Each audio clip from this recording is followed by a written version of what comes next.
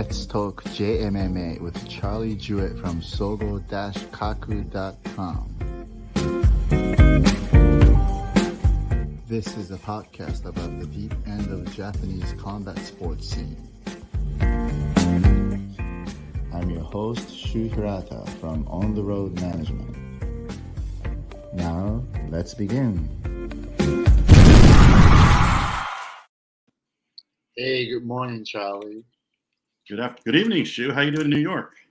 Good. I mean, a little bit off for a little bit over a month, but I'm back, So Yeah. we should talk more about the Japanese MMA. We should catch up, I think. Yeah, of course. It's about two episodes by now. So, all right. Yeah, So we let's got a lot to talk about. Yeah, let's talk about RIZIN 37, which is coming up this weekend. Yeah. And I guess I have to touch on two of my clients who had to pull out of the card, which is Mr. Naoki Inoue and Uruka Sasaki. Naoki, Yeah, those are some pretty big losses to the card. Oh yeah, I mean, I think a lot of so-called hardcore fan or competitive-oriented, fans were looking forward to see, right? Naoki versus Takizawa, sort of like a consolation third-place matchup for the bantamweight Grand Prix. I can tell you this right now that Naoki actually injured his meniscus in New York too. So he went back about a month early to, part of treatment and also, the last 1 month of the weight cut and everything else. But I think 3 weeks before the fight, he had a sparring session. He also injured his left meniscus. So he has both knees, not working. So, he can't take any steps. Naoki without taking steps is almost like no standing, striking game. So, he actually was thinking about injecting painkillers and taping up and everything else and taking a chance. But no, I think we kind of stopped him to not doing that. So now let's talk about this very interesting thing about the Japanese MMA is that, how fighters sells the tickets, right? Right. Yeah. So for those that don't know, if you go to like a Deep Show or a Deep Jewels or Pancrase or RIZIN, you follow the fighters on social media, you'll see before the event, a lot of them are selling tickets, and they often have little incentives like, oh, you can sit in my fan section and there's a little prize that you get, or you can meet with the fighter afterwards. So right. It's pretty Most normal. of the time, if you order through a fighter, you do get a best seats in that section, so you will get that first priority. However, fighters sometimes makes 10%, 20% back, so it's not big incentive for fighters. However, the problem is that in the Japanese MMA, if you get injured, if you have to pull out of the fight, you're responsible for the order already placed. So let's say if you already took $10,000 worth of orders, you would have to go back and beg all these people to not cancel. Now, let's talk about these cancellation issues that we all know. When you buy tickets or any pay-per-views, it tells you that once you buy it, you can't cancel unless the whole event is canceled, right, or postponed. However, like what happened in the last RIZIN fight, remember like how Shoji stepped in as a replacement to Bakaya Sakura, and fans got really mad that they didn't announce that cancellation fast enough and made the sales on pay-per-view, blah blah blah. Anyway, so they end up not doing any pay-per-views, right? Stream everything live for free. Only attracted a discounted price of the membership for RIZIN Stream Pass. Now, they also, I think, offered full refunds to anyone that bought a ticket to go to the event that wanted to transfer the ticket and not go. Which is very rare, right? We will never see that happening in the States, But now he's scratched. So, and also Uruka scratched due to COVID, which is nobody's fault. But again, there are like a handful of fans who's demanding their money back. Now, when it comes to those people who buys tickets through fighters, usually they're like a sponsor's friends, a friend's friends, a supporter's friends, blah, blah, blah, like that. So most of the time, they don't cancel. But if some decide to cancel, then the fighter has to take a responsibility of that. So that's the issue. So let's say a couple of guys bought $1,000 tickets. That's $2,000-$3,000. If those people says, if you're not fighting, I'm not going. In the Japanese culture, fighters cannot really go and say, no, you already ordered it. You can't cancel. Which means we would have to go either beg or find some other buyers or negotiate maybe a discount price or give them some little extra like autograph photos to, autograph T-shirts, whatever that is. It's basically when a fighter pulls out, it creates another job for management to try to not create any losses from these ticket sales. And I just yeah. I just had the craziest thought. What happens if a fighter like Koji, who sells could sell a whole stadium by himself? What happens if he pulls out? Half the show sometime, right? So right, yeah. If he pulls out, I think in case like that, they might even postpone the entire event. It only makes true. A rain check, right? But other than that, I think they work with it. And I'll be honest with you. Here's what it is. I'm going to tell this on the record. Like, for example, Kuramoto, remember, his fight got scratched because Kintaro's back got hurt. Now, sometime, right? I'm not saying this is RIZIN. RIZIN's not doing this, but some promotions in the past in Japan that, let's say, if you pull out, sometimes you're responsible for the tickets your opponent has already sold. In a case like Kintaro's case, in the old promotions rules, Kintaro would have to pay for the tickets Kuramoto already sold. That's crazy. If they want to cancel, which is crazy, right? So I want to add this for the listeners. So I know it may not be a big deal on RIZIN, but I feel like on Deep or Pancrase or Shuto, a lot of the more savvy fighters make all of their money from the ticket sales. Yes. Because I remember I had lunch and did an interview with Satoko Shinashi, and she had this brilliant strategy because she had this whole pre-internet era marketing campaign where she would get professional photographs taken, make postcards, and kind of like Koji, she had books filled with everyone that had ever bought tickets from her. Yes. Whenever she had a fight coming up, she just blasted postcards out to everybody, being like, "I have a fight coming up. You can order your ticket through me." La da da da da. And she must have made specific messages and specific exactly photographs just for that specific person. Right. Everything was different. Yeah. She must have made almost all of her money just from her ticket sales.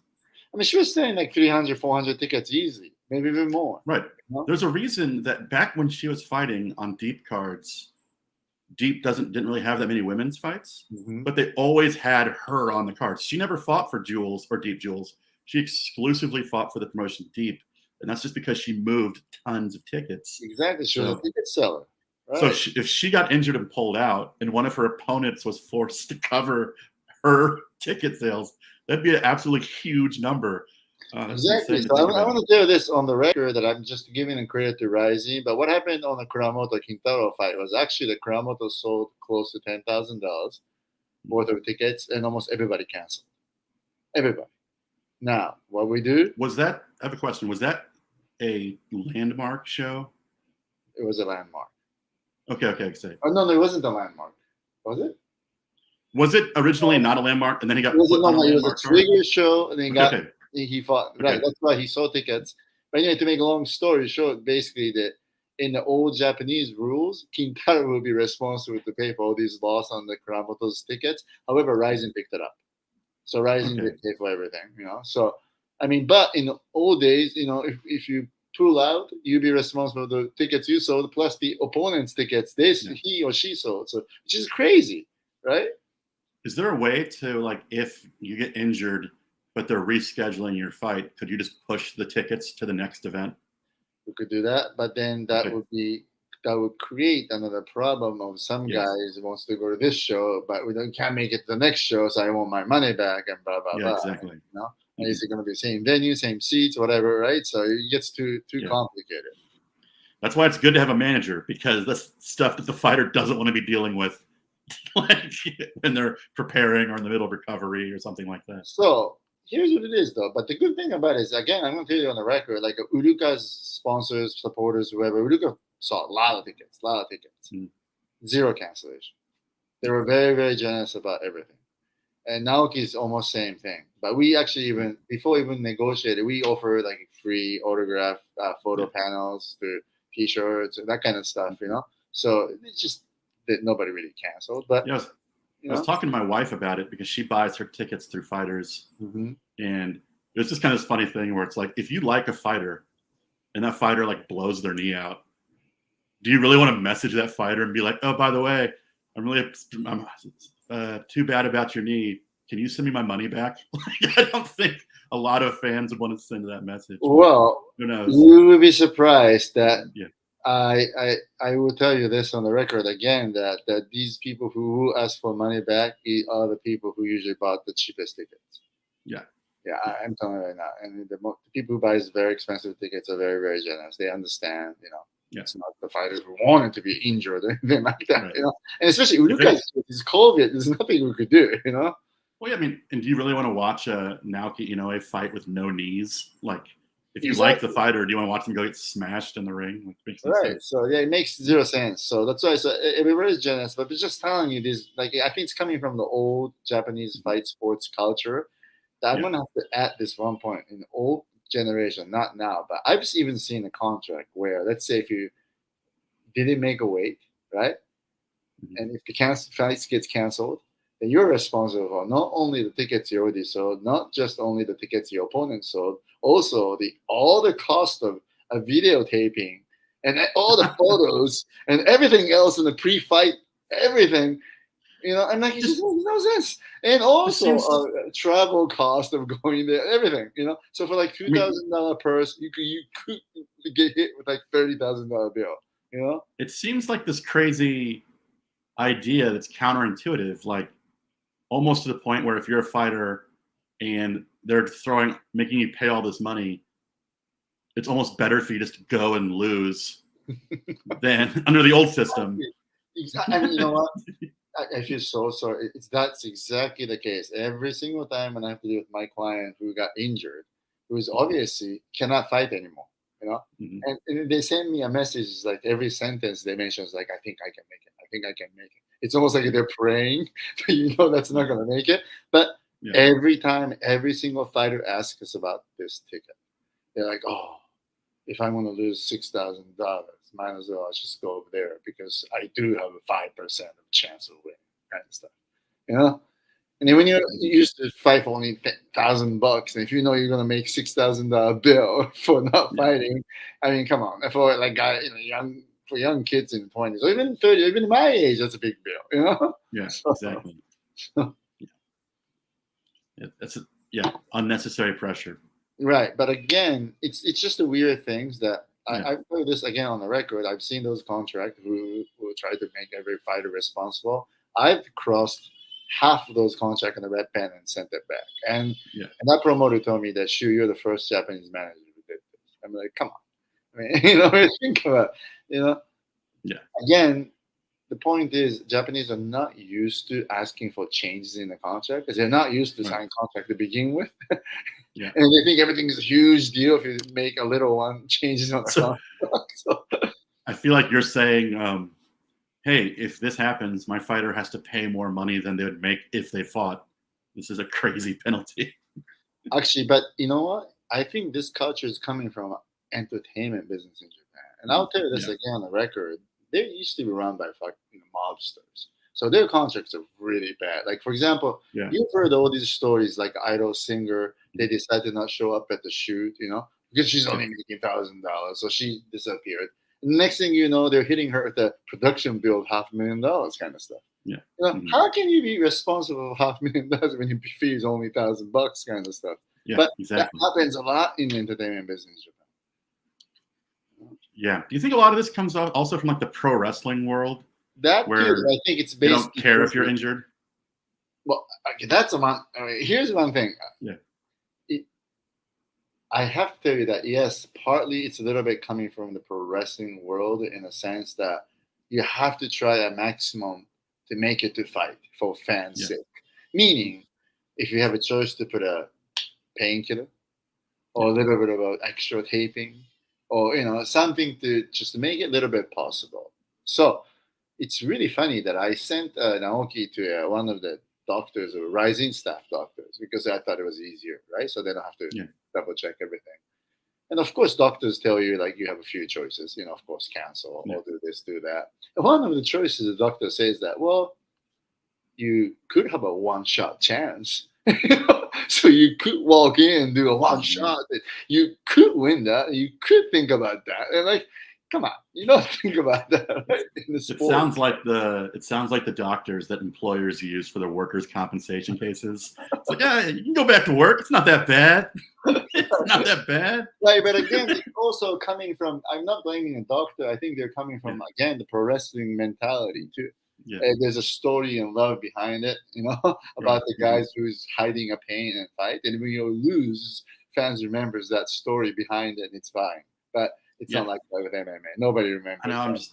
I'm just so paranoid because of all the fighters that just gut through these injuries and end up making it worse, and then they're just never the same again. So I'd rather, you're injured, get the rehabilitation you need, come back. And that's the more long term. Right, and I'm telling you right now, I think I want to get into this point too, that a lot of culture is actually coming from Japanese entertainment industry. Like, for example, when you in Japanese shows or television, whatever that is, they'll pay you end of the next month. So if you work on July 1st, you get paid August 31st. And that culture still exists in the fight sports. So anywhere in the world, they'll pay you a purse 24 hours within 24 hours after the fight.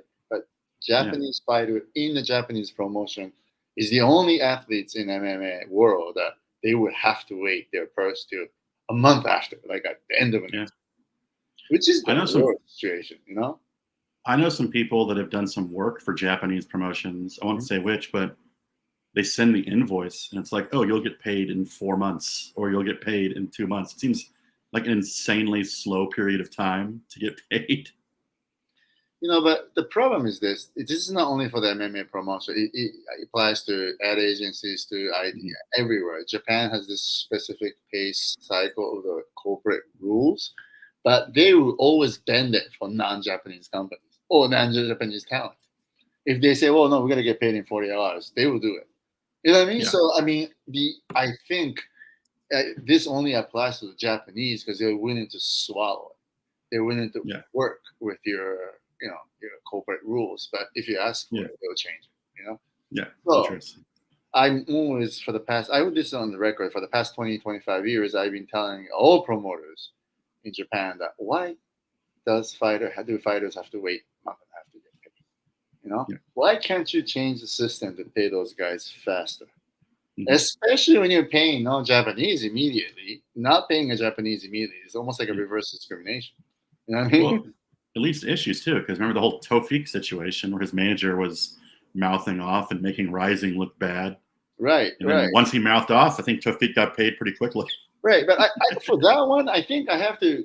I don't know the details, but in terms of like a pay-per-view shares or like a Grand Prix winning bonuses, even UFC too, that they will wait for drug test result comes in. If you test it positive, you're not getting that money. Yeah.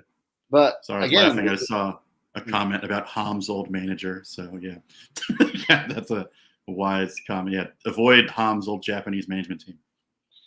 Well, I mean, I will comment about that later, but here's what it is. But anyway, so yeah, I mean, in terms of Tofik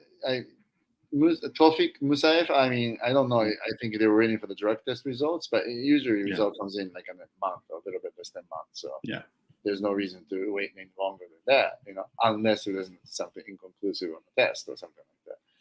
But anyway, so I mean, I'm always asking about it, and I have requested it many, many times, and it seems like maybe it's almost time to change it. Some promoters are willing to change that, so yeah, I'm pretty happy about that. Perfect. But anyway, so let's go back to RIZIN. The sad news is RIZIN shop closed.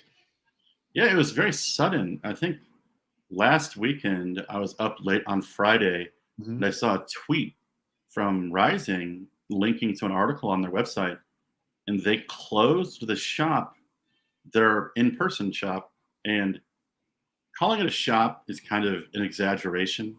So RIZIN's office is in Roppongi, near Roppongi Hills, in a very, very expensive area. If you're outside there, I mean, I'm not exaggerating when I say when I'm there, you see Ferraris, Lamborghinis. Those are the types of cars that are driving by the RIZIN shop. Like, and it's like, oh, these are all super rich people that live here. And I think it's next to a couple embassies as well. But I think they're on the second floor of the building. And in the entranceway, is what they were essentially calling the shop. It was essentially the size of a large walk-in closet. Calling it a shop is kind of an exaggeration. But they closed it, and it seemed very strange to me because that either means they're moving the entire office out of Roppongi, because there's no way this shop is separate rent for what they're paying. So in other words, there's no way there's new tenant coming into this space at all. Yeah, because there'd be no storage, no bathroom. It literally, you have to walk through it to get into the RIZIN store. I mean, to get into the RIZIN office, you have to walk through this thing. So was there staff there full time working, or? I think it was just one guy. But if anything, the best way to describe it would be like if you were going into a small office, this would be like where the secretary was and where people would wait. That's what the size of the RIZIN shop looked like. Okay. And there's no like storage closet or anything. And if anything, it was more of like a show-off room. They had like stuff from Horiguchi's New York fights on the wall and things like that. But they closed it, and I was kind of curious about that because I know that because of the coronavirus, they weren't able to use the shop as they liked. Before the pandemic, the way they liked to use it was after an event or before an event, a fighter would come and run the shop, and people would come and buy things from the fighter, and it'd be like a fan event kind of thing, like first 100 people get an autograph from the fighter, get your picture with the fighter. And I remember there's a RIZIN confession video where when Horiguchi went there after his Asakura Kai fight, the line was wrapped around the building. I mean, there was hundreds of people waiting to meet him. And them closing it, it seems like it was very sudden. It also seemed like one of those, we're getting rid of everything in the shop. If you come in and buy this, we'll give you free stuff. And people went there and they bought stuff, and they're like, oh, I just bought a pair of RIZIN gloves, and they were autographed by this fighter. So it seemed like they were just getting rid of all of their inventory. And with part of me is kind of paranoid because of the loss of the Fuji TV deal. I'm like, is this them like cutting loose ends? They're like, nope, can't afford money to have a shop. Or are they just moving their office to another location? Just seems very random. Well, from what I hear from you, I guess it's not a separate rent, right? So closing that space is probably not really saving too much expenses there now. And I don't know if they're moving to another office, but yeah, I mean, I have to touch on the issue that yes, they did lose Fuji Television, and I don't know if this is documented, but the main sponsor of the RIZIN Trigger Show, it's a company called Sports, I think Super Good Collections. We call it Spasha. They are in actually a little bit of issues that they're a former employee who quit that company actually exposed their problem within a company, which is actually a couple of people were assaulted and forced to work till 3 a.m. for years kind of stuff. So I heard the pull out from Trigger. So meaning we probably never going to see RIZIN Trigger series ever again unless they find another sponsor. So they lost Television Fuji and they're closing shop. They're probably losing Trigger Show because they lost that sponsor. You know, it's not their fault. You know, it's just their fault. Yeah. But the point is that, I think people are a little concerned, you know, and other people are saying like, oh, Tenshin versus Takeru sold more than 500,000 pay-per-view. So this is the era for pay-per-view, blah, blah, blah. But people are forgetting the fact that even Tenshin was unknown 7 years ago. So it took 6-7 years for both of the guys to become this famous. So that kind of pay-per-view doesn't happen every day, you know, every year or every 5-10 years. So I think you're right that I think we're all concerned that if anything is going to be scaled down in terms of RIZIN, you know, because you know the next big event is Mikuru versus Mayweather. Right. So what's after that would be the issue. And also, if it's not Fuji Television, where are they going to air all these RIZIN, which we can talk about this, the pay-per-views and all the platforms that RIZIN is using now. Yeah, this kind of blends in well with your Fuji TV thing because people will remember when they announced the Mayweather Mikuru fight in Las Vegas. It was kind of a weird press conference. It seemed unnecessary to have it in Las Vegas, but that's just a side note. But after that, it seemed like the main part for the Japanese audience was the announcement of what was then called RIZIN Fight Pass, was now being called RIZIN Stream Pass. Right. And to me, it seemed very rushed. And it seemed like it was a direct response to them losing the Fuji TV deal. that they were like, we've lost the Fuji TV deal. We need to do something to kind of change the game. And the fact that they announced Fight Pass and then changed the name a week later tells me that they were not ready for Stream Pass to go. Yeah, I think here's what it is. I think Stream Pass is the word that the company uses for the concerts and everything else. So I think there's some little mix up there, you know. And in terms of they probably felt rushed to come up with something big since they lost to television. I think that's half correct. But I'm also hearing that they had the option to sign Mayweather for the second fight, and that was running out too. So meaning he had the option for this 2-fight contract. So that's something they had to move on it. So regardless of losing Fuji or not Fuji, they had that plan for a while, actually. Well, I think I agree that they had the Mayweather plan for a while. I think what they realized was we've lost Fuji TV. We need to launch this fight Stream Pass at the same time as Mayweather Mikuru to get as much international attention. Right. But then they made it incredibly hard for international people to sign up for Stream Pass. I didn't do it, but I think some people said you had to have like a Japanese address or you had to have. Yeah, here's what it is. Yeah, they don't really verify it address, so you can use a random address, and you could use American credit card. That's what I did. Okay. And you know, I have to register that service to apply for my favorite Yazawa's ticket. So I've been a member of Stream Pass for a long time. So yeah, so you could do it from US, but the problem is there's no English page to explain that. You know. Well, I feel like some people were just like searching up Japanese hotels and putting the addresses for the hotels in there and then signing up. But so they didn't make it easy to sign up for international audience. And then they made the last card before the issues. They made the card free. It was exclusively going to be on Stream Pass. Right. And now for this card, they seem to have scrapped that idea. And they're making RIZIN 37 available on, I think it's like close to 10 platforms. I think so. And one of them is live now, which I think isn't even really working that well nowadays. But so they've gone from very focused to just a very broad approach within one event, which makes me wonder what happened, why they changed the strategy. Well, I mean, at this point for them, right, if they don't have a Fuji television, I think their mentality is to try to get to the much platforms as possible. And obviously, they have been working with Unext, right, on the landmarks. And, you know, they don't work with ABEMA on the match 2022. So those are two big platforms they can think of, right? And also, we all know, we heard that from the industry, not only the MMA, that I think YouTube is stepping up to do pay-per-views very soon. I'm hearing that from everybody. So I think at this point, for RIZIN, they're looking to just put this on the much platform as much as possible. You know? I'm wondering if what happened was that RIZIN 36, despite being free, if not as many people signed up for RIZIN Stream Pass as they had hoped. And so now they're just trying to instead of forcing people into it, they're making it a more gradual sign up because maybe they didn't get good numbers, but that's just me guessing.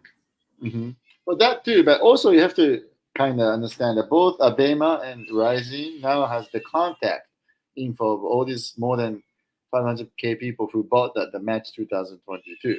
So they do have access to those purchasers too, right? And on top of that, I think their approach is just try to create a much those client lists as possible from different platforms. And right now, I think it's in the stage right now. It used to be an exclusive kind of thing. If you're on Fuji television, you can't be anywhere else. But it's not like that now, right? So it's all non-exclusive. So why not put it out to as much places as possible and give a viewers a choice to choose which platform they want to go for, right? But in any platforms, as you say, some platforms are not working well. So I think majority of the major source of revenues are coming from big platforms, and I think it's going to be either Unext or ABEMA.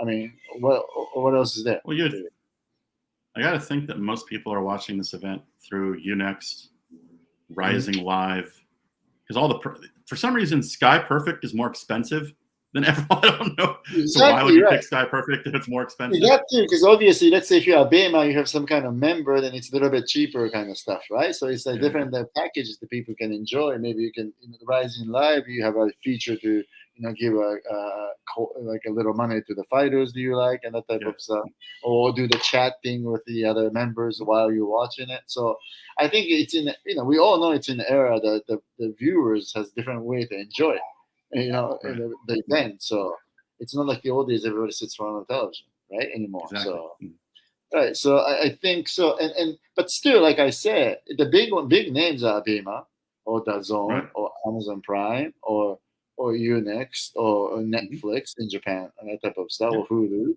So, but right now, in terms of sports, it seems like Abema, right, is the front runner in terms of, especially a fight sports. They got 24-hour channel, and Unext because they did the landmark, and maybe Amazon Prime because they're picking up a one championship, right? So. And they've had the boxing matches recently on Amazon Right. Prime. Oh, and DAZN does the Bellator and PFL.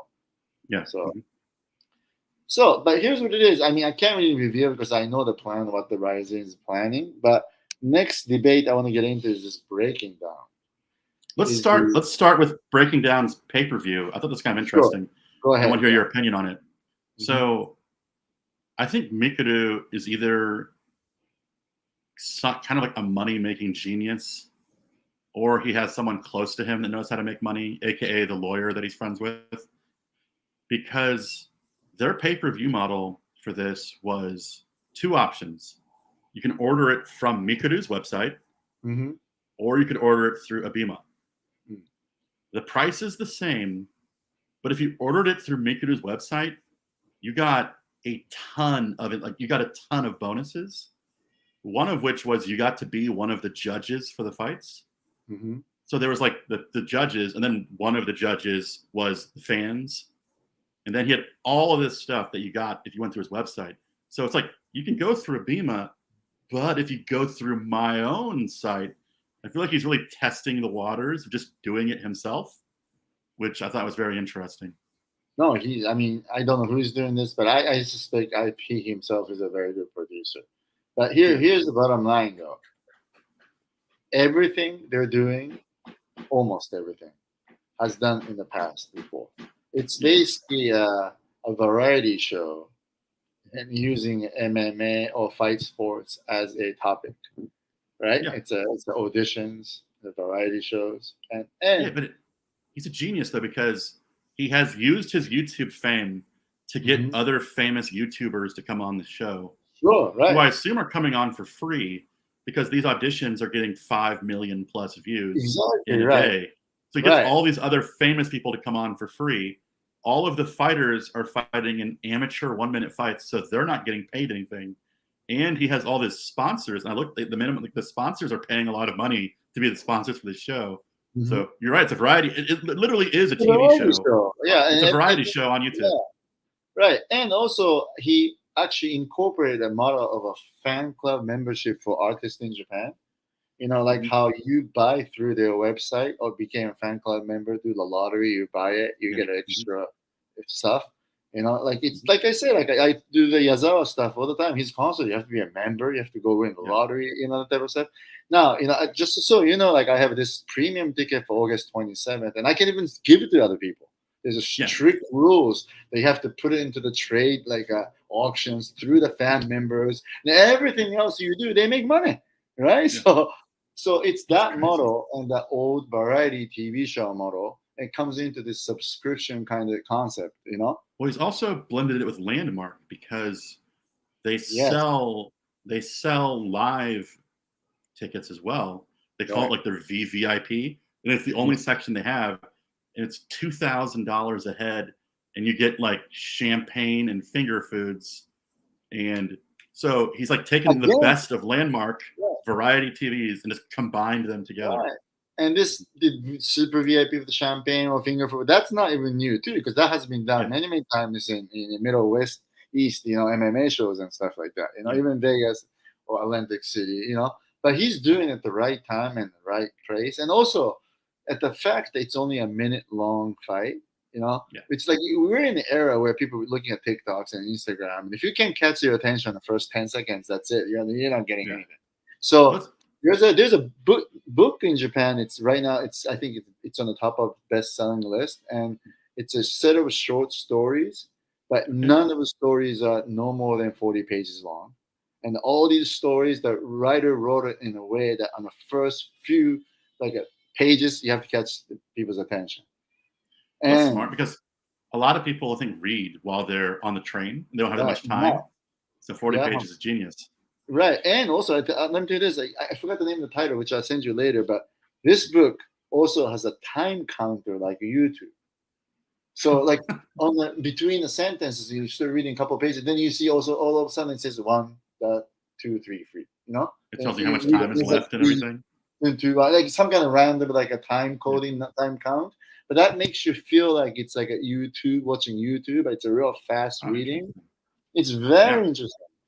Well, I was talking because my wife bought it's going well, My wife bought the Breaking Down pay-per-view and watched it, and I'm telling you, it's like she loves fight sports, but this isn't the same thing. It's not. Right. It's like you're watching for like American audiences. It's like you're watching American Idol, or you're watching something like that.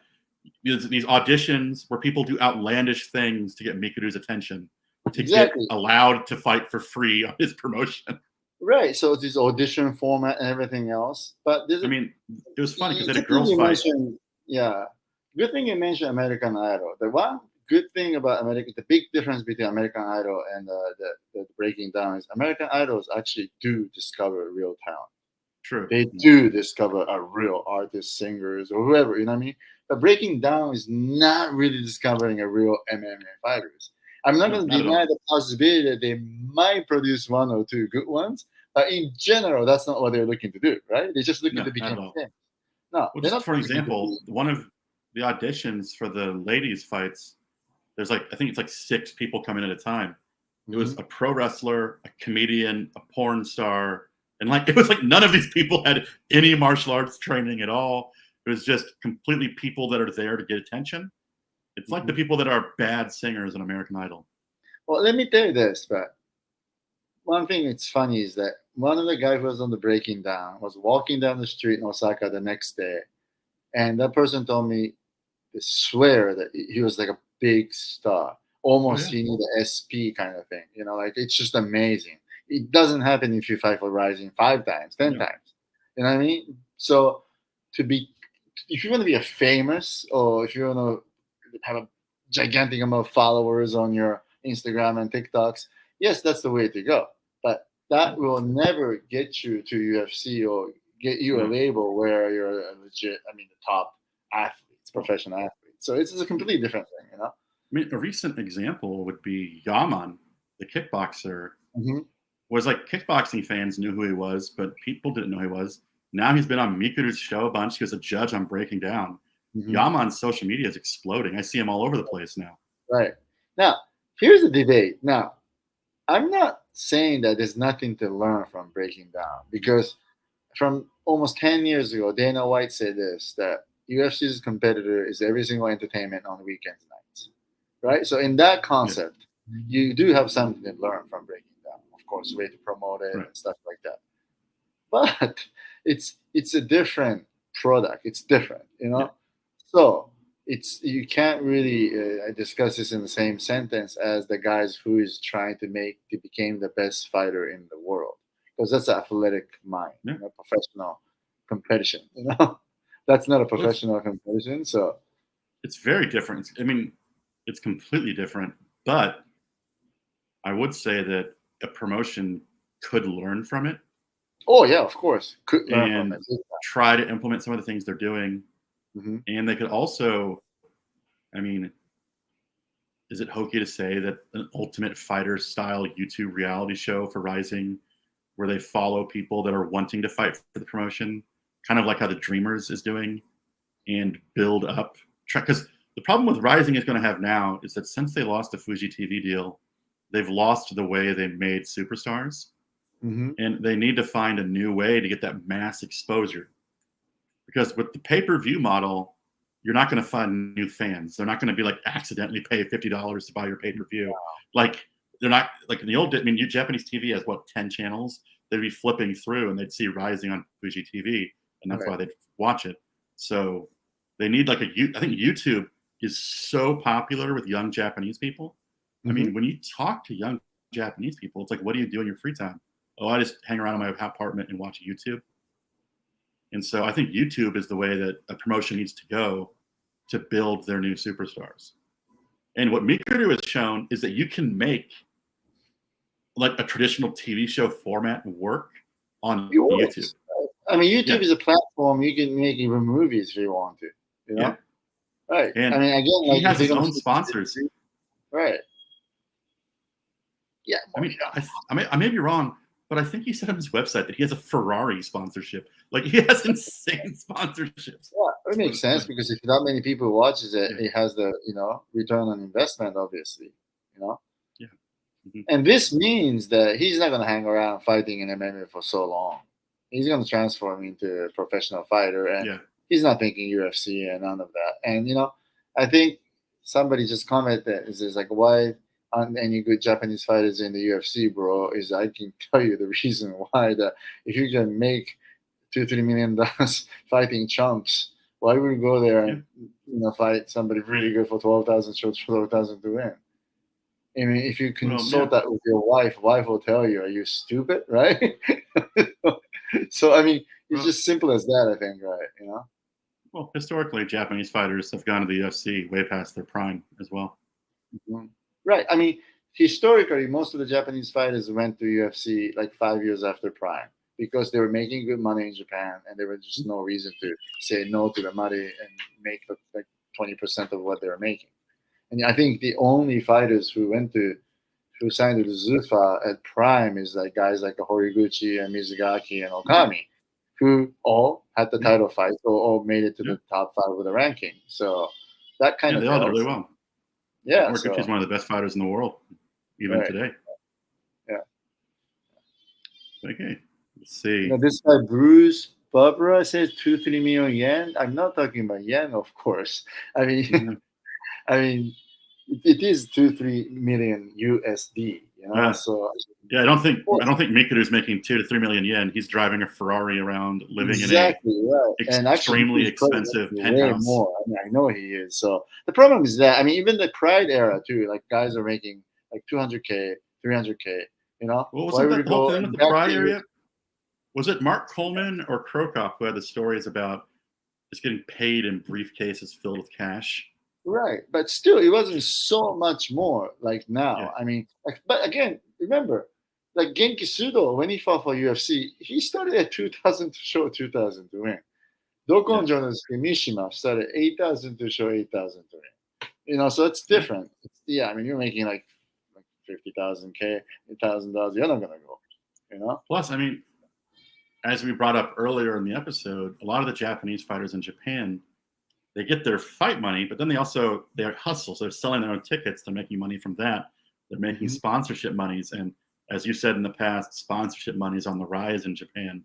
So a lot of these fighters making pretty good money from their sponsors. Yeah, but again, I'm going to have to take that back a little bit since the Fuji television is gone. In Japan, when you lose like the terrestrial broadcasting, national broadcasting, you lose a lot of credibility. And that's like a diminishing corporate sponsorships. And I'm telling you right now that I was dealing like maybe when I would 60-70% down on sponsorship for even popular guys like Naoki. So it really hurt the fighters, Interesting. Yeah. So we were talking about the pay-per-view providers. Mm-hmm. One of the ones you brought up was Abima, and I got some comments from people saying, "Oh, I didn't realize until the podcast how often I see Shu in the background of YouTube videos." Including the Itsuki Hirata training in America videos. Yeah. You seem to always be in the background playing on your phone. Actually, but not only in the background, in the very first episode, I'm introduced officially that I'm the, I don't know, I'm the guy who's like basically guiding all the fighters to different teams. Right. I was just laughing just because you see Itsuki training and like you're in the background working on your phone just all the time. Yeah, I'm negotiating or dealing with fighters all the time. All the time. I barely could sleep, But I want to say, I love that show. I think that show is great. I think Abima produces really good YouTube content on their Kakutogi channel. Well, here's the one thing I wanted to know. I thank you. I think that's a good show, and it's an interesting show, and you can see the lifestyle of America, and then you see famous fighters commenting, a a little training or even sparring, right? It's really, but it's not even close to what number Breaking Down is, Well, recording. I will So say, it's a completely different set of audience. I saw that the numbers for it, and I think it was doing, when I looked, it was like 20,000 views or something. Mhm. And I think the Abima Kakatogi channel in general doesn't have the highest view count. No, right. And I was wondering, like, just the videos in general don't have the highest view count. It's like exceptions for Mikuru stuff or Kai stuff. But I would almost wonder if it would do better numbers if it was just on the general Abima YouTube channel Mhm. instead of like the sub Kakatogi channel. Because for people that don't know, Abima is like a platform, but it has channels. Right, like So it has like 30. Kakatogi channel, which is like fighting sports, or it has like the pro wrestling channel, or like music. So I think each one of those has like a sub YouTube channel, and that's where these videos are. Now, I tell you this, it's really funny. Just so the viewers, the Bema has a channel that shows the Japanese chess all day long, or fishing all day long, like boating all day long, that type of stuff. But I'll tell you right now, I think everybody knows that, like boating and like a horse race on Super Abima, popular over here. super popular. They're making really good money on those channels, and it's like somebody asked me about the one championship on a comment too, that how much money they can burn, but it's same as Abema TV. Their concept is same as the startups in Silicon Valley. You know what I mean? Yeah. It in a way, good way. I don't say to this the truth, but you fake it, you make it. Like you kind of Edison was like that too. So I think Chatterley's approach is correct. I mean, to build a professional sports league, you're gonna have to burn money. You know what I mean? Yeah. But that's not burning money, because 10, 15 years later, if you're established as a good professional sports league, a big established enough that big media company might even buy to that kind of stuff, because that's the route they're taking, right?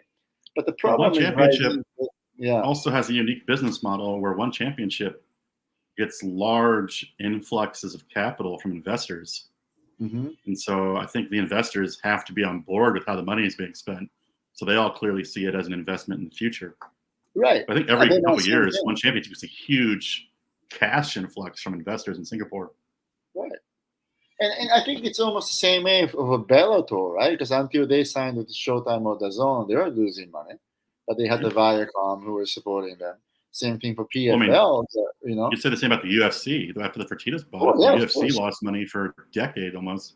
Right, exactly. So the bottom line is that I think Abema Television is same thing, and they're almost. I think they're almost ready to go into the plus side because of this voting and gambling, and also some channels doing really well. I'll tell you what, I know how like people outside of Japan love to watch weird Japanese television. Mm-hmm. I saw one of those boat racing shows where Rena was doing commentary on it. It Really? was one of the strangest things. They had like 3 commentators, and Rena was one of them, commentating on a boat race. And I thought it was the weirdest show I'd ever seen. No, but Abema is really. I mean, they own 2 pro wrestling organizations. They air Road to UFC, One Championship. K1. Now they're gonna do RIZIN, probably. I mean, we're really talking about that's it. That's the like I've been telling this on podcast that they are going to be the powerhouse of the Japanese combat sport. They already are in a way, and they are the biggest pay-per-view streaming company in Asia now after that Tenshin Takeru fight. So what they're doing with the Japanese fighters, giving them an opportunity to come to States and train, and they're paid for all this stuff. I think it's just amazing because. I always do budgeting because everybody wants to come to America and train. And now, guys here, now more than ever. Now more than ever.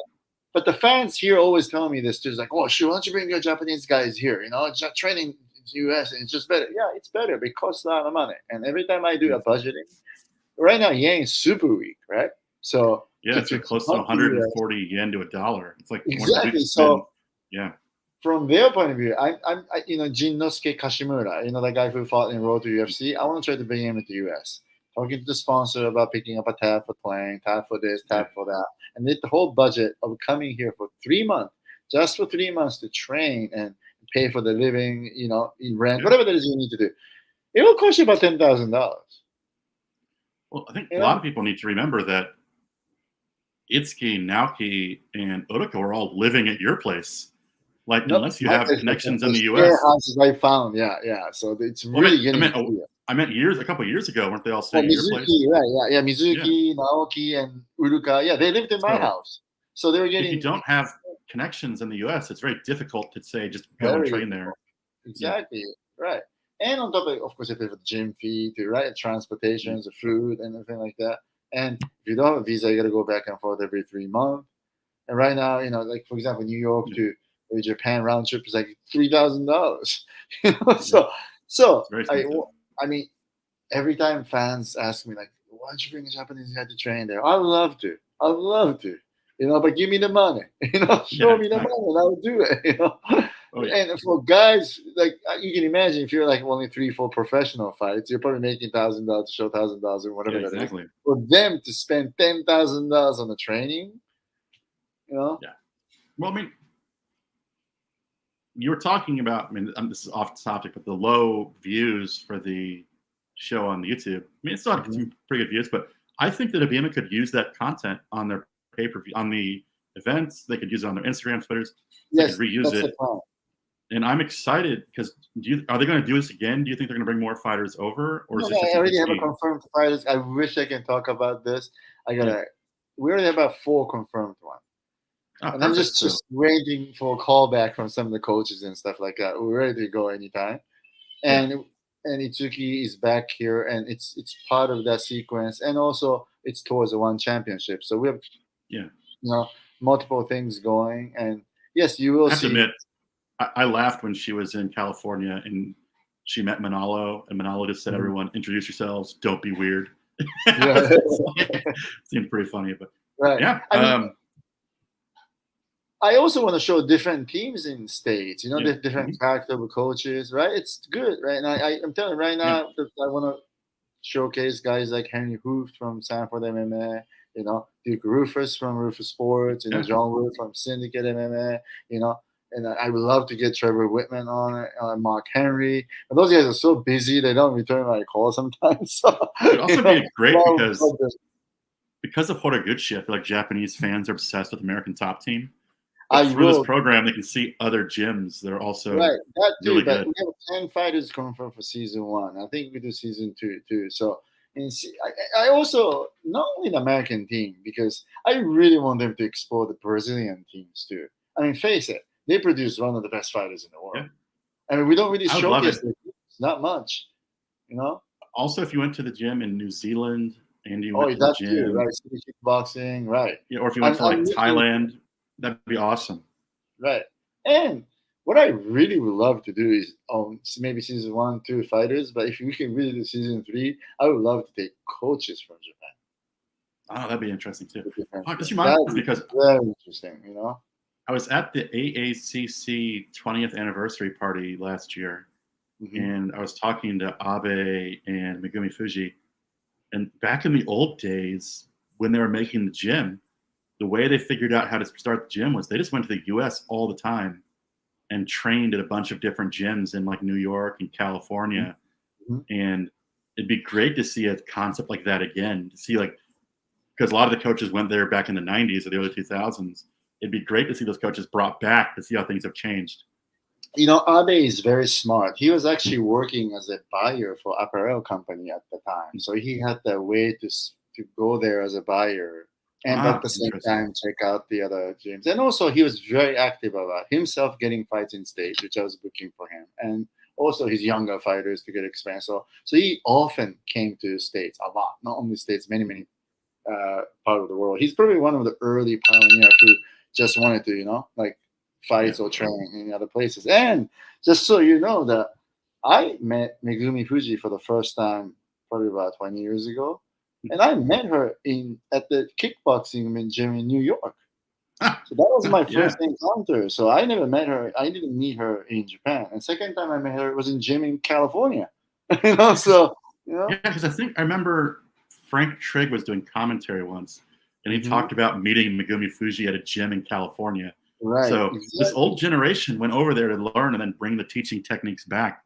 So I like your idea of bringing the coaches over because it'd be interesting to just see. Like, just to answer Moby Dick Judge Holden, yes, I am thinking about Mr. Oyama too. Of course, he's a great coach, and I do have a couple of guys who would love to send. But I have a couple plans, and eventually, I would love to actually book grappling fights or even fights in some feeder shows at the end of their like a training period. So I that'd didn't be see a that, good but TV show, right? You know. in reference to Team Oyama, I know that a Japanese fighter was there recently. Yeah, Rising veteran Satomi Takano went there yeah. and trained for a couple weeks, I believe. So Yeah, I mean, no, there are a lot of seems like ATT is great, of course, but there are also many great team and coaches, Yeah. and even not only that, like for example, like I heard that there's some problem going on in Tiger Muay Thai, and all these fighters and coaches left and made a team called Bangkao, and I see John Wadey and Loma me there, so I'm actually in contact with Mr. George Hickman there, who is a coach, and I think I was sending Mizuki and Kanago there. You know, that'd be great. We're explore these. You know, there's a lot of great coaches and teams all over the world. You know.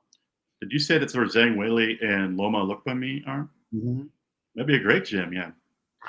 I mean, I would love to see Mizuki Kanako able to train with those two, right? I mean, yeah, that'd be great. That'd be great, right? So very interesting. Yeah. So the bottom line is yes, for Abema's MMA fighter training in abroad, I would like to try to continue. We have 10 fighters confirmed for season 1, and I'm hoping season 2 would happen. And I would like to try to explore into Brazil, New Zealand, all kinds of other places. That'd be great. And I like to teach coaches, Mm-hmm. Oh, the coaches one would be pretty interesting too. Completely right. different perspective. That Sarah Rongo fight team episode was really good, right? We had the Aljamain, Rob, Caitlin, and Jillian De Corsi. I mean, it's like, come on, right? My wife liked it when he went Daijoubu. So she liked Sterling's Japanese movies. Right. No, watching the sparring and watching the coaches at work was great. I really enjoyed the show. Again, like my taste and also lots of many competitors, they admire that world. They admire that training environment, being able to get taught by UFC fighters, champion, being a part of the team, blah, blah, blah. But again, there's still a big generation of young people who prefer watching Breaking Down. But they don't care. Right? They don't watch Sarah fight, fight teams. So I feel like it's weird. You almost have to ignore the Breaking Down crowd because they aren't MMA fans. They aren't fight fans. They're the type of people that watch Desperate Housewives or Beverly Hills, whatever those shows are called. They're those people. Right. They're not fight fans. Right. No, but here's what it is. I tell you one interesting about the Breaking Down debate, because when that happened, Mr. Kenji Osawa, who is a very good friend of mine, contacted me immediately because he was doing commentary and everything else. Yes. He says, like, man, shoot, all these younger audience, rising fans are going to Breaking Down. We got to be careful. They'll take our fans away. So there's something we need to learn. Of course, I agree. So he was saying, like, well, that's why I tell all my guys, learning submission, learning, how to fight is very important, but doing social media is same level of importance. Now, I will say, Kenji Osawa is very social media savvy. Exactly. And has a very I like his YouTube channel because it's unique. It's unlike the other ones. Right. I think Kenji Osawa is very smart with his branding. Right, exactly. So what he's saying makes sense. But I kind of disagree with what he said. I think Breaking Down and Rising can coexist. I agree. Here's what it is, because that's what I was just going to say. Because if you're really like a fight fan, and if you like Breaking Down, and then you watch both, and maybe fans watch only Breaking Down, so they don't watch fight and to start with anyway to begin with, Breaking Down could also be like a gateway drug, like a way that people get into actual fighting. Right. Exactly. So I think it's good that Rising you take the audience from there, right? Yeah. Well, I mean, so it has Kai is a frequent guy on there.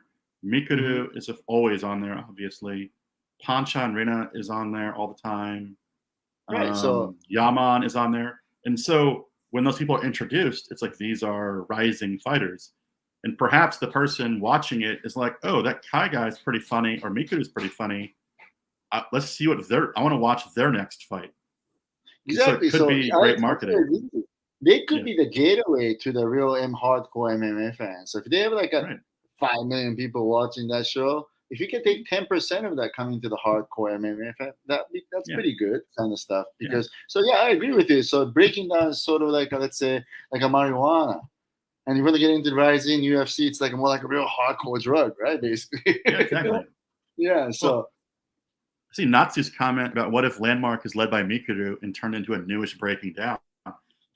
I would almost say what I would do is I would use fighters that are established on Breaking Down and bring them over to Landmark and put them on Landmark shows with like Yushi and King Kazu's son, and just kind of build up the Landmark audience. Here's what it is, though. That's if those 1 minute kind of guy who is willing to do 5 minutes, 3 rounds. That's a huge difference. And also, if you are going to do that, then if I right hand man of Mr. Mikuru Asakura, I would just advise him, why would I give our talent to RIZIN? We can do it on our own. We're already doing it on our own. Right? So I don't know. Well, I got 2 things to that. One, Breaking Down's a lot like The Outsider. Mm-hmm.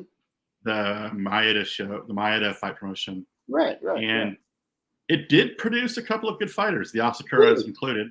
Right. And this could lead to some people being introduced. You never know. Right. But the fact that they aren't paid they're amateur fighters on Breaking Down, it's like, if you want to get some money, maybe you move over to Landmark and you actually get paid yourself. Yeah, but then most of the time, that's when you realize the sports isn't that easy. You're just gonna get exactly. Right. That's I don't know. They can have you fight the guy they had Yushi fight. Yeah. Who's the guy that had Yushi fight who was 12 pounds overweight who hadn't fought in like 5 years? That's when I think we really have to be careful with that, because we can't have a death cases and stuff like that. That's when it's like a doctor, the medical checks, and proper number of doctors around the ring to train referees, to all these issues are going to be involved, right? So that's why it's a different thing in a way, but there's so much to learn from Breaking Down. But let me tell you that debate about what Mr. Osawa said. Now, another good friend of mine who's from the same era, Mr. Ryo Chonan, has an absolutely completely different point of view about the Breaking Down. Oh, really? He's like, if you have a time to watch that kind of thing, or if you have a time to play with the social media, you can learn one good submission, or one good punch, or one good combination that should get you somewhere.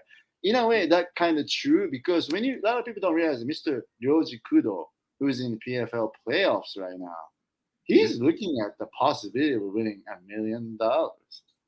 All he has to do is 2 more. That's it. I mean, it's a hard 2 more, but that's way more than anything those Breaking Downs or like RIZIN fighters are making, right? Most of them. So that's a big turn. Well, it's interesting because he trains a tribe, obviously, with Ryo Chonan. But I was always curious because PFL has that giant payday. I was always wondering why more Japanese fighters weren't interested in going there, especially in some of the more shallow divisions. Well, let me tell you this. First of all, I'll tell you on the record that PFL always wanted to sign Japanese fighters, and I did approach some of them, and I did try to convince some of my clients, but people in Japan, it's really funny in a sense that, like, Itsuki is in town now training, Itsuki Hirata, and we're talking about Kudo, and she was like, well, I didn't know that you can make $1 million until you saw your Twitter. I mean, PFL has been going for like a couple of years. How can you not know, right? How can you not know? But I think Japanese are so close-minded. They're just not really open to what's going on outside their own country, So when I explain what PFL is all about and blah, blah, blah, even though at the end of the road you could make $1 million, most of them says like, well, but still, I'm still wants to go to UFC. Oh, I want to be famous in Japan, so RIZIN is better, Well, it's weird because most Japanese fighters, if you actually talk to them, don't know that much about the UFC either. Right. So there's no way in hell they're going to know anything about PFL. Exactly. Like, they barely know about Bellator. They know like the UFC is a big brand, but they don't actually know anything about the UFC. So they're very isolated. But here's what it is. I'll tell you, again, on the record, it's not like I approach anyone. I only approach the guys that I think they can compete in PFL, which is actually a handful. It's very little. Now, these guys are hardcore competitors. So they watch UFC. Now, problem about these hardcore competitors, good, they study UFC a lot, they train really hard, try to make it UFC, but they're UFC addicted. You know what I mean? Mm-hmm. They're not really looking at the Bellator or PFL, nothing. They think UFC, that's it.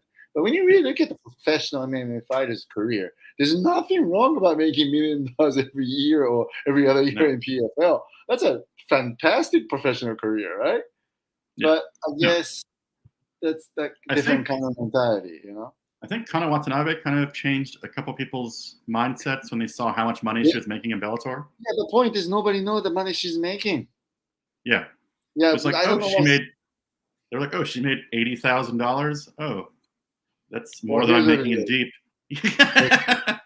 The problem is this: if they really reveal that amount in public, that coach is going to get into trouble because he asked for money on crowdfunding because he needed money. It was revealed because she fought in a promotion where she fought in a jurisdiction where they published the fight purses. So her fight purse was published. Was it? Yeah. Mm-hmm.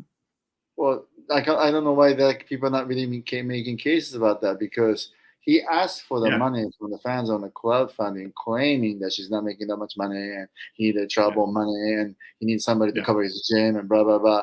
And, like the money she's making, and, Bellator pays for cornerman's travel and lodging and food, so he doesn't have to pay for anything. So the only loss he was going to take was to cover his own gym for 1 week. Yeah. 1 week. Which, let's not act like it's a booming gym. It looks like it's a basement. The 10% of money that Kana make will cover like $10,000, right? I mean, like $8,000, whatever that is.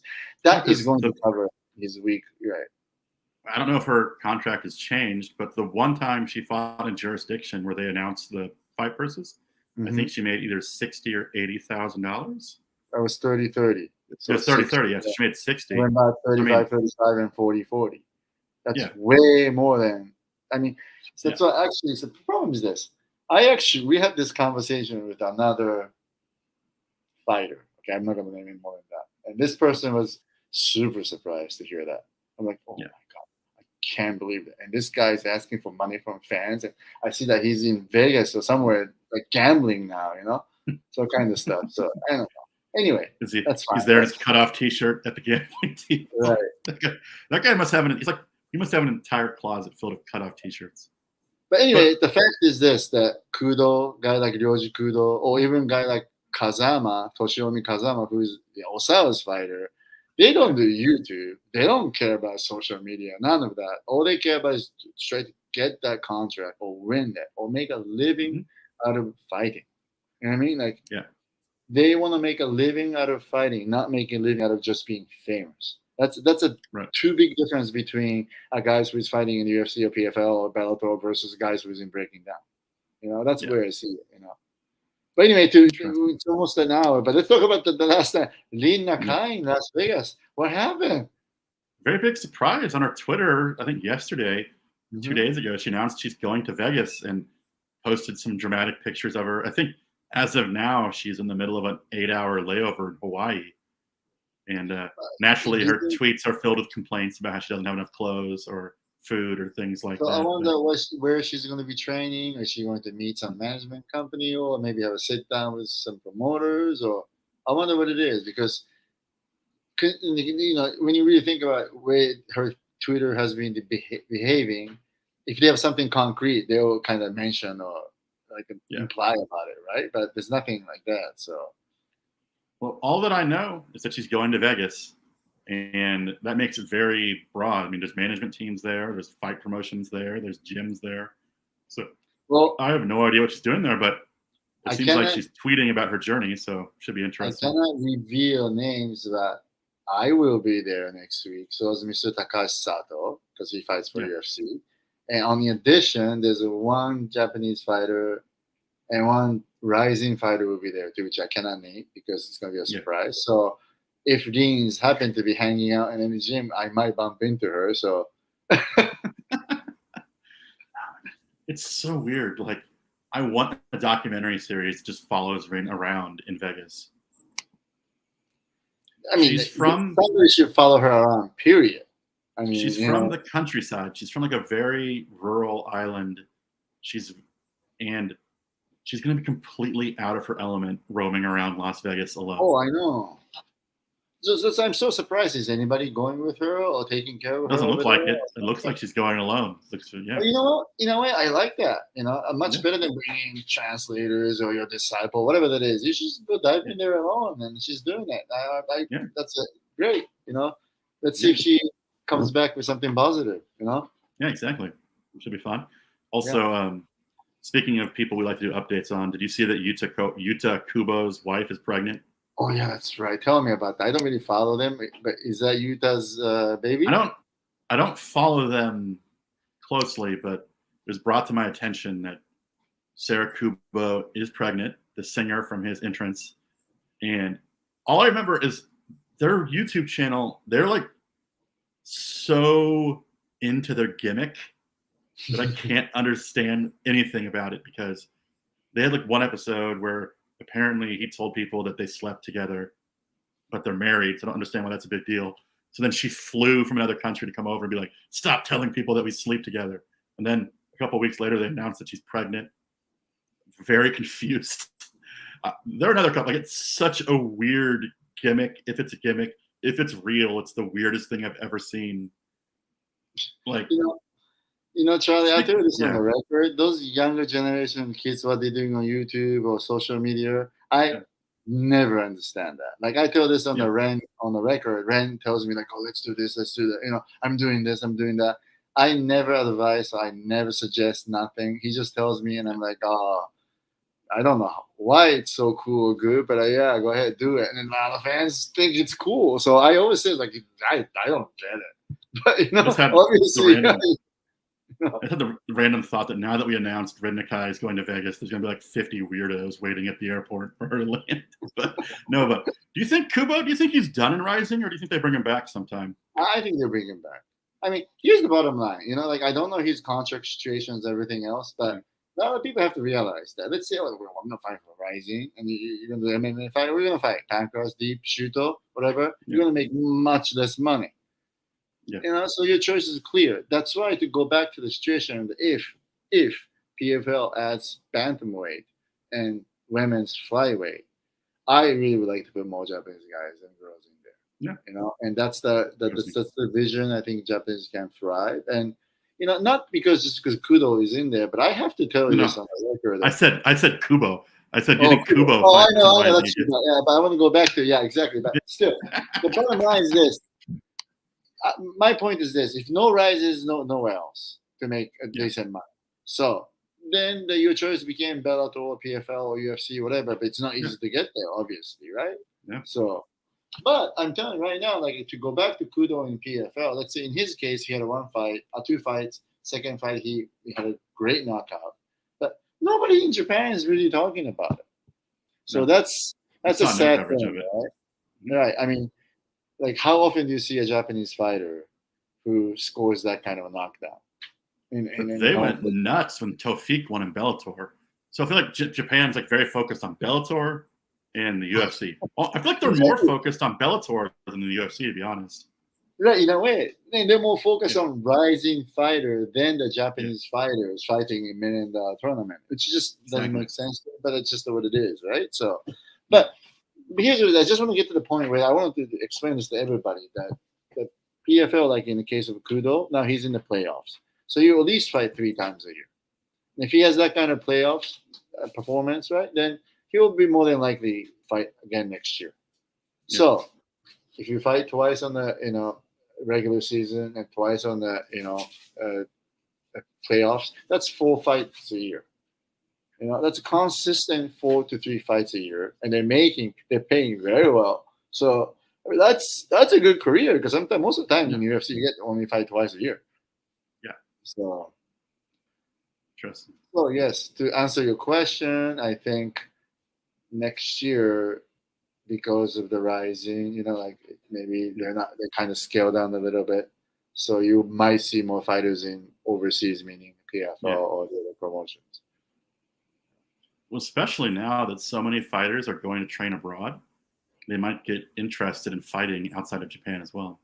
Right, because exactly. For example, Itsuki and Arsene Yamamoto is here because that's Itsuki's boyfriend. Yeah. So he's good. He's a very, very nice kid. I mean, this is the first time I met him, and like how people has a wrong idea about him. It's because he's just a He's 25 years old, but he's like a 15-year-old sometimes. You know, he's a very, very nice kid. You know, just for the record, I tell you this. But what it is, like Itsuki and Arsen, I got him a ticket for UFC Long Island. I'm getting him tickets for PFL. But those two say like, "Wow, I've never seen it," you know.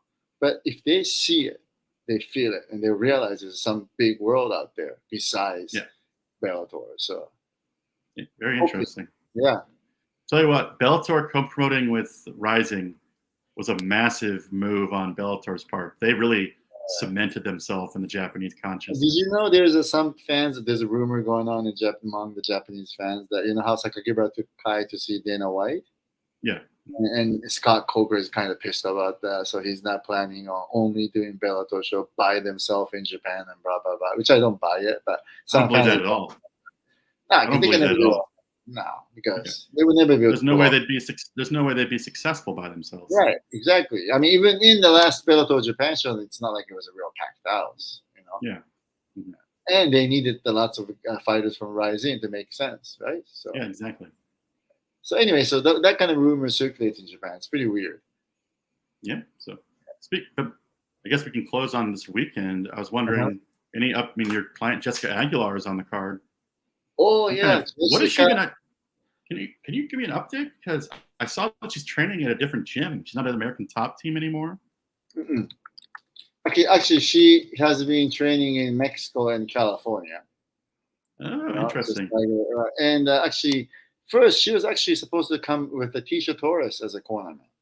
Oh, really? Right, but Tisha is not vaccinated and all kinds of different reasons. So we have decided that she was going to think about bringing another training partner from Mexico, but the decision was made a little too late because right now it takes so long to get a visa. I mean, in Japanese, we used to get take a week to get it, but now it takes like 25 days. So the kind of stuff. Wow. So to make a long story short, Jessica is there, and her girlfriend, who is a actress named Shalita Grant, who is in a Netflix TV show called Use, or like a NCIS New Orleans. She's a very famous actress. But anyway, so she's going to be there with her, I think, arriving tomorrow. But in terms of a training partner and cornering, she needs a fighter with experience. So from today, Mizuki and Kanako will be with Jessica. They'll be training at the Hearts, and Mizuki will be cornering her. Yeah. Yeah, because I saw an article that came out like last year where Jessica Aguilar and her girlfriend looked like they were doing very, very well in real estate. They were like flipping and selling houses in Texas. So looks like they have a little good business going. I mean, come on. She's a Hollywood actress. I mean, yeah, you can imagine the money she's making, right? Well, I think they said they bought a house for like $200K. After they renovated it, they sold it for like $450 or something. So, I mean, yeah. Well, they're doing good. Great for her. I mean, Jessica is one of the nicest women I know. Yeah.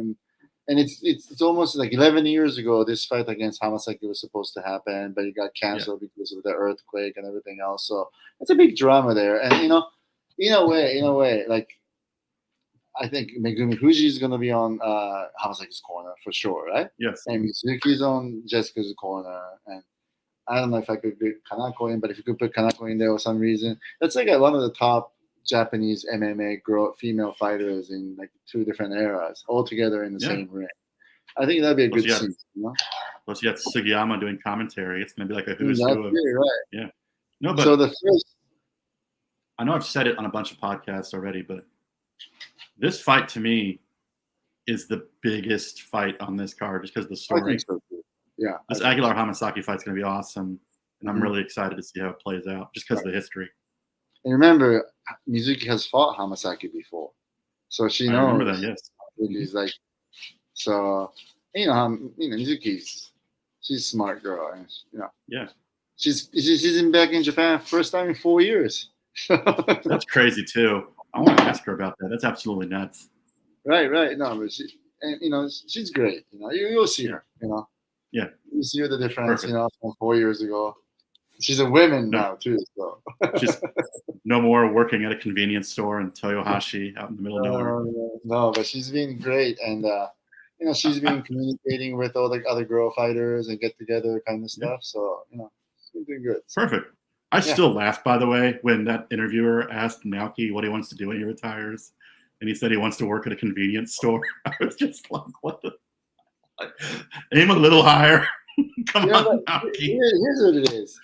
I always have that conversation with Naoki and Mizuki, and the bottom line is this: what else can you do really other than this? And I always tell Naoki, "What, you're gonna make a CD debut like Tenshin? You're gonna sing song?" He's like, "No." I mean, this is the only thing they can do. But I always tell them it's in a way they should feel happy because lots of people out there just don't know what they're good at. Till the day they die, they already encounter something they're good at. So So what, watching Mizuki and him on those Itsuki training abroad videos. Mm-hmm. I mean, why not? I mean, their old gym master is an older guy. Why not just take over his gym after they retire and teach martial arts or something? Mizuki looked like she was a very good coach with striking, at least. He will be. I really think so. I mean, my real ultimate dream is like I would love to help them open some gym in New York. But my real dream is like they can open pure karate dojo with a real nice tatami floor, all the floor. Because that'd be amazing. But on the underground, we'll put a cage, and it's for the real professional fighter. for the underground fights on the weekends. I've never seen a real nice, clean, clear tatami, like a more serene kind of environment. Yeah, very minimalist. In New York, and I've seen like some intelligent, high-earning New Yorker likes that kind of stuff. Right? That'd be perfect. Yeah, but anyway, that's a dream story. But I would love to. I would love to. Yeah, that'd be great. Mm-hmm. That's why actually, Mizuki is the only client I have just because she's been living with us and she's almost like my niece, So I actually teach her everything about management too. I show her contract. I show her how I negotiate, how I communicate, how I say no. What's a good reason to use no kind of stuff. I teach her everything. So when she opens gym, I want her to be able to negotiate with managers or promoters on their own. We never had that kind of a coach in Japan. Is that what? Did I notice people are starting to call her boss? I feel like people are calling her boss. I started it because she's Naoki's boss. Okay. So I started calling her boss. Now Hanako calls her boss, Itsuki calls her boss, and even Shingo calls her boss. Like in the emails with any RIZIN stuff, I don't use the word Mizuki anymore. It's boss will be there. The boss will be there. She's got to come out to like a Bruce Springsteen song now. Yeah. Maybe the kids won't get it. But in a way, she kind of deserves it. Who has won like a kickboxing titles, shoot boxing titles, deep wedge titles? Who went to Invicta 18? Who is in UFC? Really, I mean, this crazy girl though, just because really went everything, the Japanese audience doesn't give her the respect she deserves because she's done so much abroad before this stuff was big. My wife was like, I've never seen Mizuki fight. And I was like staring at her and I was like pulling up fights on my computer. I'm like, we'll fix that. Like, well, how did she feel when she watched? I mean, how did she feel when she watched Mizuki's fight? I mean, she's excited. She's really good. She was very impressed with her striking because I showed her Beck Rollins fight. I'm like, this was like 10 years ago. This is when she was like 18 years old. Right. Yeah, this one she was 18. She just got better. And like, she has such a great jab. Her striking is so good. And I was like trying to point out her head movement, her striking defense, just a completely different level. She is. And then till this day, when all these top girls like Claudia Gadello to Jessica, they all sparred with her, Kate and Chike, they all know how good she is, So I was trying to point out, like, in the last training videos with Itsuki, it's like Itsuki's not doing any head movement. She's not doing any good striking. And in Mizuki, it was like very, very feinting striking defense. Even like in her injured state, her striking looked amazing. I mean, just in general, I mean, I've never seen not too many girls can strike better than Mizuki. She's one of the top 10, whatever, in terms of the MMA world. So, I mean, also in that Beck Rollins fight, she did those clinch low kicks. Yeah, I've never seen that before. That was crazy. Right, and trip to the left leg, right, to take down, and she has a lot of skills, Yeah. But anyway, so I'm trying to get her a comeback fight before year is over. Same as Kanako. So. Perfect. Maybe they can fight November or December. Maybe even perhaps same show if they can. So that'd be great, Yeah, I saw Kanako was wearing an elbow brace in the video. How's her elbow doing? She's doing fine, but here's what it is about the fighters. I cannot tell you the details, but every fighter is never 110%. I mean, you always have a little bit here and there, so that sometimes you have to adjust the way you fight or adjust the way you do something, whatever. So it's not 100%, but she's almost ready to go. Perfect. Yeah, glad to hear it. All right. Because I see some people on Twitter always saying like winners Mizuki and Kaneko fighting again. So No, I want them to fight soon. I mean, those are the two top Japanese girls, and yeah. But we'll see soon. I won't try to make it happen. Yeah. All right. So we talked for 90 minutes now. So yeah, we had to catch up. We had a lot to catch up on. Yeah. So I guess we will talk in 2 weeks. Perfect. All right. We'll talk about the Rising 37 show. Yeah, let's do that. Perfect. All right. Then have a nice day. Yep. You have a good night. Yeah. Thank you.